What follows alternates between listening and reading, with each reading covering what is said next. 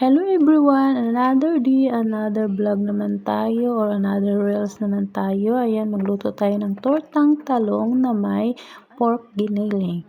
Ayan, lutuin muna natin yung talong mga kabuhi. Hinahalapuan natin or boiled.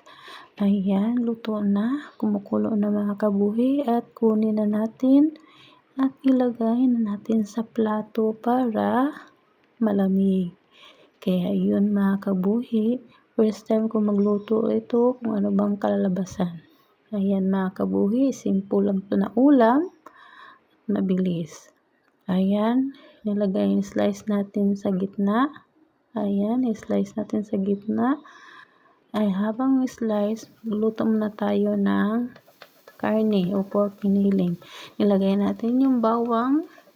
Gisa natin muna ang bawang. Ayan, sibuyas. Lagay na natin yung sibuyas. Ayan mga kabuhat, halo-haloin lang natin. Kaya yun. Ayan mga kabuhat, nilagyan natin ng kunting kamatis. Yan, diba? At nilagyan natin ng bell pepper o atsal. Atsal mga kabuhat, halo-haloin naman. At ilagay na natin yung pork giniling mga kabuhi. Ayan. Nilagyan natin ng soy sauce or toyo. Ayan. Paghaluan lang. Halo-haluin lang natin. Ayan mga kabuhi. At nilagyan ko din ng oyster sauce. Ayan. Halo-haluin lang natin mga kabuhi. Ayan. Kumukulo na. Ayan. Paghalo-haluin. Kumukulo. Ayan. Lagyan ko ng black pepper.